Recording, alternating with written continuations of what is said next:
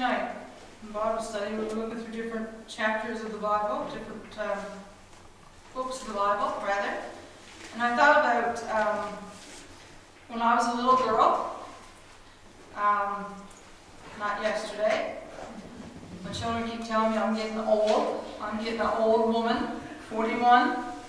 But anyway, at summertime, the Gospel Hall people used to be around doing gospel in the summer. And between Grandbank and Fortune, in a pit, a gravel pit, we used to go up there every morning and have Bible time. Bible classes, crafts, whatever. And I remember we had to recite the books of the Bible, and we get a card every time we get. So that's how I learned the books of the Bible: Genesis, Exodus, Leviticus, Numbers, Deuteronomy, whatever. But I just thank God for the many things in my early childhood that have helped me to become and to prepare the way for my name in Christ today. So, guess what I'm preaching on tonight? I give you 5 stones. David and Goliath. I struggled with this. I was thinking about preaching on trust, preaching on faith, and that's what I want to preach on tonight. Faith in the Lord. David knew what was before him, but he knew who he stood for, and I can really relate to that. I'm sure you can too, because we all perhaps have giants in our lives that we're trying perhaps on our own to conquer the giants, but we know we surely fail. Because when we have God on our side, all things are possible. So I'm going to read you from 1 Samuel 17. I won't read all the chapter, but I'll read the gist of it. Many of you know it. Of course, I sung in Sunday school, only a boy named David. See that here?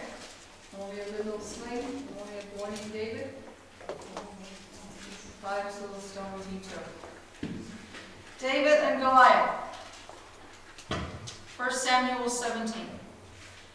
Now the Philistines gathered their forces for war and assembled at Sokoth in Judah.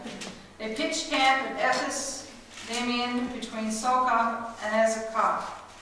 Saul and the Israelites assembled and camped in the valley of Elah and drew up their battle line to meet the Philistines. The Philistines occupied one hill, the Israelites another, and the valley between them. A champion named Goliath, who was from Gath, came out of the Philistine camp. His height was about 6 cubits and a span. He had a bronze helmet on his head and wore the coat of a scale armor of bronze weighing 5,000 shekels. On his leg he wore bronze greaves. The bronze javelin was slung on his back, his spear shaft like a weaver's rod, and its iron point weighed 600 shekels. His shield bare weight ahead of him. Goliath stood and shouted to the ranks of Israel, "Why do you not come out and line up for battle? Am I not a Philistine, and you are not the servants of Saul? Choose a man and have him come down to me. If he is able to fight and kill me, we will become your subjects, but if I overcome him and kill him, you will become our subjects and serve us." Then the Philistines said, "This day I defy the armies of Israel. Give me a man and let us fight each other." On hearing the Philistine words, Saul and all the Israelites were dismayed and terrified. Now David was a son of Ephraite named Jesse, who was from Bethlehem in Judea. Jesse had 8 sons, and in Saul's time he was very old. Jesse's 3 oldest brothers had followed Saul to the war. The firstborn Eliab.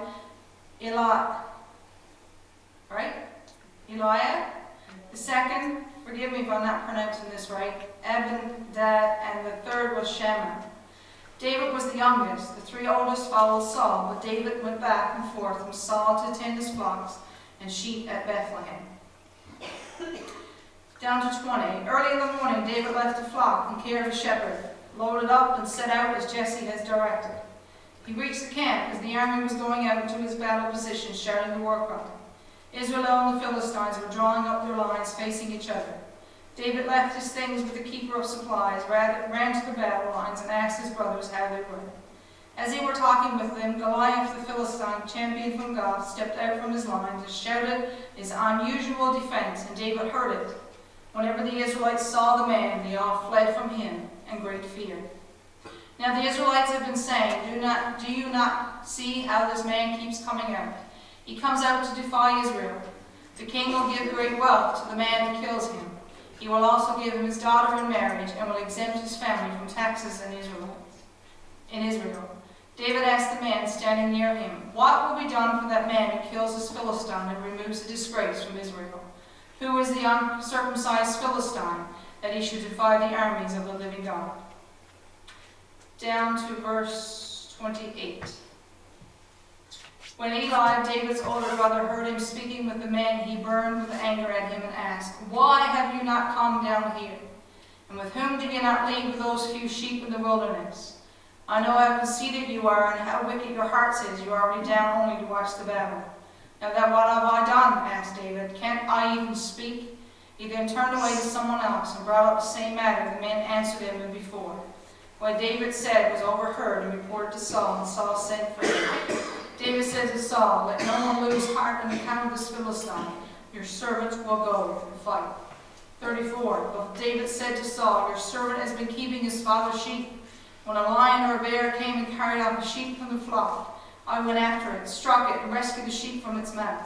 When it turned on me, I seized it by the hair, struck it, and killed it. Your servant has killed both the lion and the bear. The uncircumcised Philistine will be the one of them, because he has defied the armies of the living God. The Lord who rescued me from the paw of the lion and the paw of the bear will rescue me from the land of the Philistine." Saul said to David, "Go, and the Lord will be with you." Sure, there's lots more than read, but you know the story of it, the gist of the story. And I pray as I bring the word to you in a few minutes, that God will indeed move amongst his people in a very powerful way.